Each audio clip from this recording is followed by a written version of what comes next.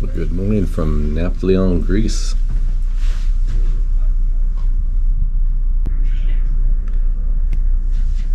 This morning we'll be going to visit the ancient city of Mycenae and then visiting the town. So Napflion, our first stop, was the only place where we'd have to tender during this cruise. So our groups waited in the Dolce Vita lounge until it was our time to board the tender, and then we were quickly and directly on our bus this morning to the ancient city of Mycenae. Now, a little on excursions, we were on the port-to-port package for Silversea, and in this case, we had at least 2 to 3 included excursions to choose from in every one of our ports. Our bus ride to the ancient city was about 30 minutes and went through multiple groves of oranges and olives and other produce that the Peloponnese is known for.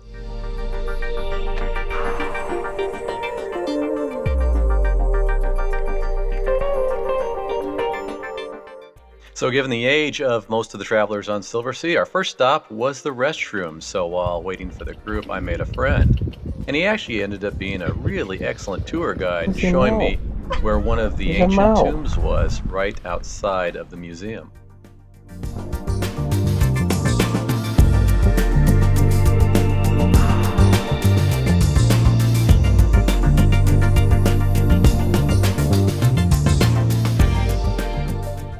Now, the city of Mycenae was known as one of the first advanced civilizations on the continent of Europe. And you can see by the exhibits in the museum, the pottery work, the symbolistic artwork, in this case, the snakes, which are a symbol of immortality because the coils go around in perfect circles. The artwork that was inside the homes and the gold work were all extraordinary for a civilization that formed about 1600 years before Christ. The gold work and jewelry seen in this exhibit are actually reproductions of the actual pieces which are in the National Museum in Athens. Now, most of what is seen in the museum was found in grave sites within the city. And in particular, one grave site, which is grave circle A, contained over 31 pounds of gold and 19 bodies.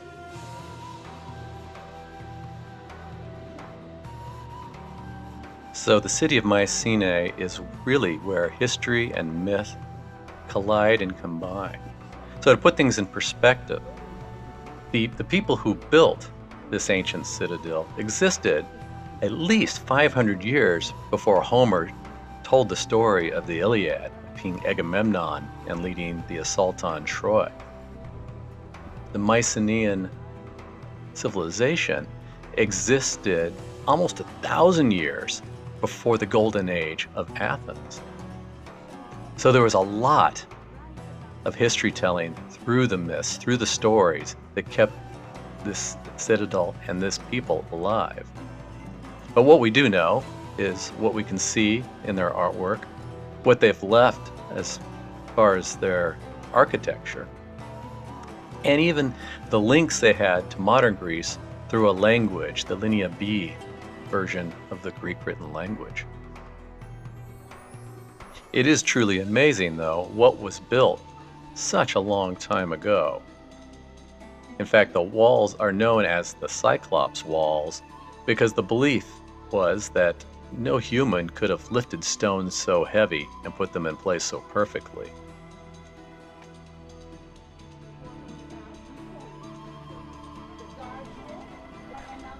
As we entered through the Lion's Gate, saw the small guardhouse next door, we then come across the grave circle A, where so many of those artifacts were found. So for most in our tour group, the tour ended right after entering into the Lion's Gate in the Citadel. But for those of us who wanted to, we had a few extra minutes where we could climb to the top of the Citadel where the ancient palace of Mycenae would have been. So this would have been the spot where King Agamemnon ruled from. and perhaps even the place where he was murdered by his wife.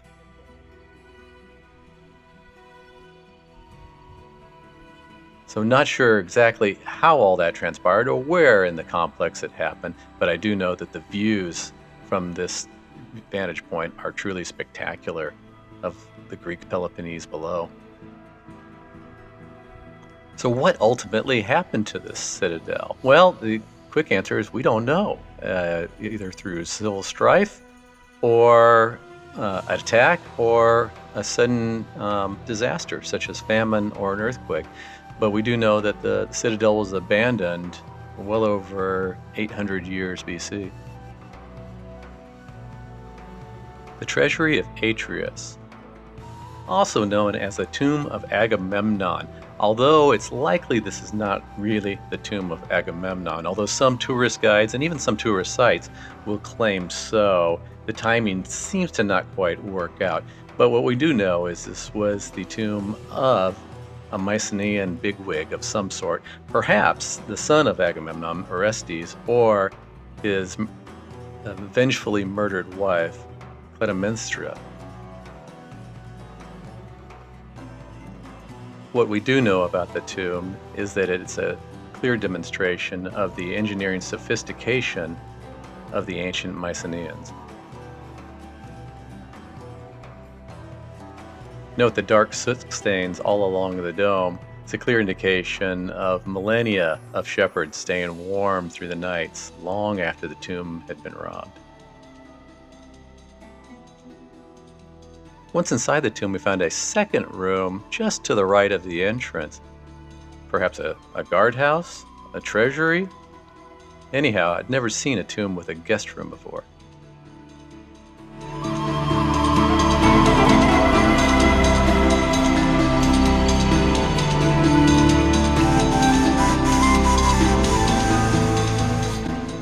As we headed back towards the sea, we passed another ancient city from the Mycenae era.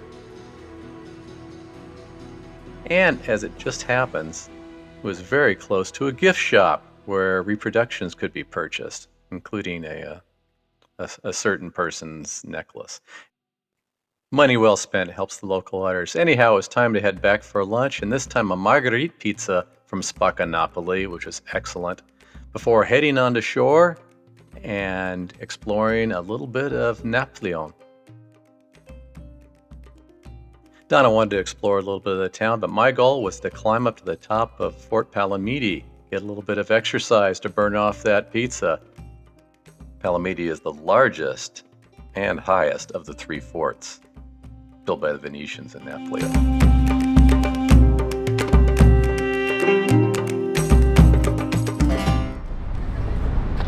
Okay, we're going to try and find our way up on this hill.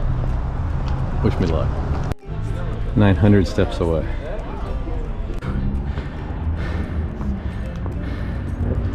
Okay, I think we're halfway up.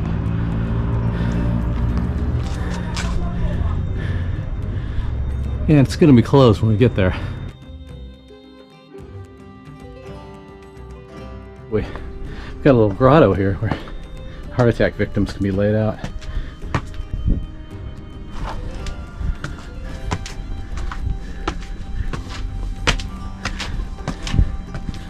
Made it to the top, right around 15 minutes, really out of breath, and as we thought, it closes at 3:10 and we started at 3:20, so we knew that'd be the case. But look at this view. This is the reason why we climbed it.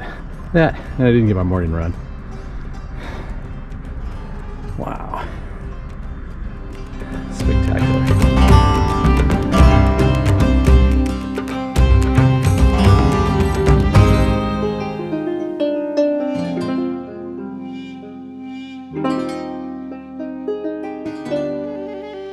So on the walk back, we followed what's called the Secret Trail, which is officially closed, but everybody just walks around the gates.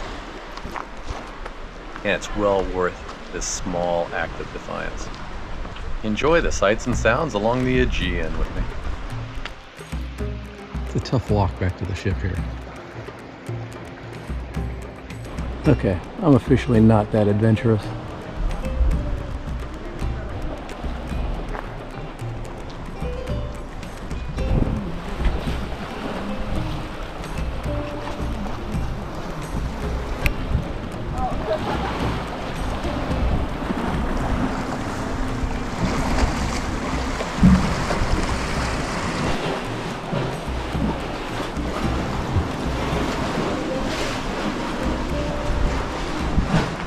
guy. I said guy.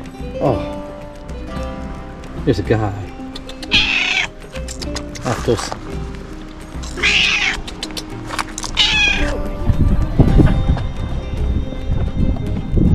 There's Silver Spirit. And a couple of more black kitties. Oh, hi. Yeah. How are you? Getting sun?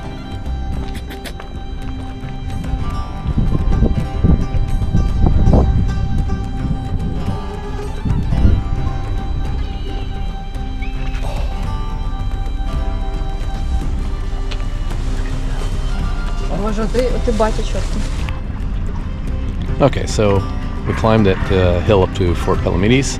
We walked around the secret trail, and I've got about 10 minutes till we catch the tender back to the boat. So definitely going to soak my feet a little bit. All in all, I think it was a spectacular day on shore. So somebody put on her new necklace she purchased that morning. We headed to the lounge for a few hors d'oeuvres and champagne and a martini, and headed off to French night. We'll show the wine because the food itself was fine. Probably should strive for higher than fine, Silversea. But we ended the night with a spectacular show of Broadway classics, old and new, some fantastic dancing, and none of it I can really share with you from a musical perspective because of copyright law.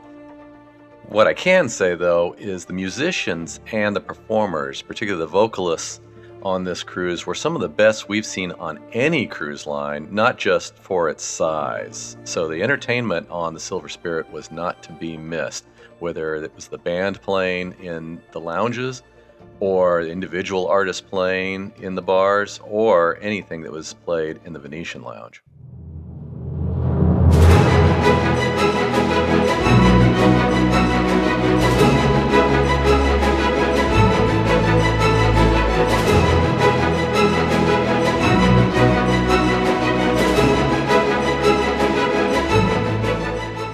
So we will bid everyone good night, and we'll see you tomorrow in Crete. Good night, everybody.